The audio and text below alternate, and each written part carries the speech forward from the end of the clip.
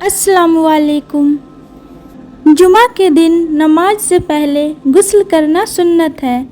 حدیث شریف میں اس کی بڑی تاکید کی گئی ہے۔ بے وضو قرآن شریف پڑھنا درست ہے مگر چھونا درست نہیں، اور جس پر غسل فرض ہو اس کے لیے نہ قرآن شریف پڑھنے کی اجازت ہے نہ چھونے کی، اور مسجد میں داخل ہونا بھی درست نہیں۔ حیض اور نفاس والی عورت جس پر غسل فرض ہو قرآن شریف کے علاوہ دعا، ذکر اور تسبیح پڑھ سکتی ہیں۔ حیض کی مدت کم سے کم 3 دن ہے۔ 3 دن سے کم میں اگر ختم ہو گیا ہو اور حیض سمجھ کر نماز چھوڑ دی تھی تو اس کی قضا پڑھے، اور اگر پورے 10 دن آ کر بھی خون بند نہ ہو تب بھی غسل کر کے نماز روزہ شروع کر دے۔ نفاس کی زیادہ سے زیادہ مدت 40 دن کی ہے۔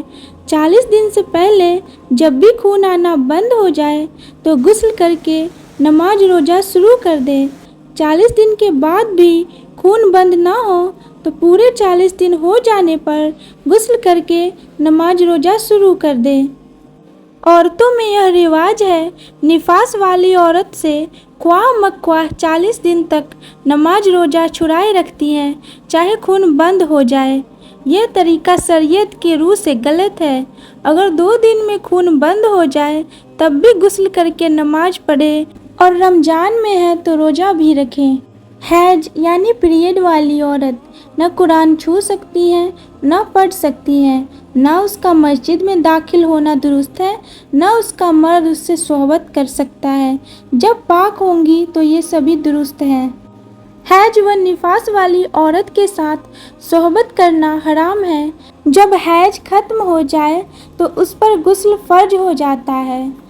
غسل کے 3 فرض ہیں: منہ بھر کر کلی کرنا، ناک میں پانی ڈالنا، تمام بدن پر 1 مرتبہ پانی بہانا۔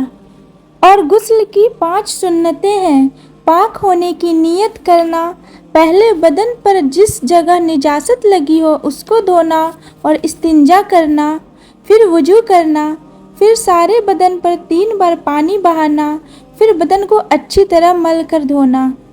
اور ان چیزوں سے غسل مکروہ ہو جاتا ہے: زیادہ پانی بہانا، سطر کھلا ہونے کی حالات میں بات کرنا یا قبلے کی طرف منہ کرنا، سنت کے خلاف کرنا۔ اور ان صورتوں میں غسل فرض ہے: منی کا شہوت کے ساتھ نکلنا، صحبت کرنا، عورت کا حیض سے پاک ہونا، احتلام ہونا، مسلمان مردے کی لاش کو غسل دینا۔ اور یہ غسل کی سنتیں ہیں: جمعے کی نماز کے لیے غسل کرنا، دونوں عیدوں کی نماز کے لیے غسل کرنا، حج کا احرام باندھنے سے پہلے غسل کرنا، عرفات میں ٹھہرنے کے لیے غسل کرنا۔ اور یہ غسل مستحب ہے: ماہ شعبان کی 15ویں رات یعنی شب برات میں غسل کرنا، عرفے کی رات میں غسل کرنا، سورج گرہن یا چندر گرہن کی نماز کے لیے غسل کرنا، میت کو غسل دینے والے کا غسل کر لینا۔ تو یہ تھا غسل کرنے کا مکمل طریقہ۔ اللہ تعالی ہمیں اور آپ کو دین کو صحیح طریقے سے سمجھنے کی توفیق عطا فرمائے۔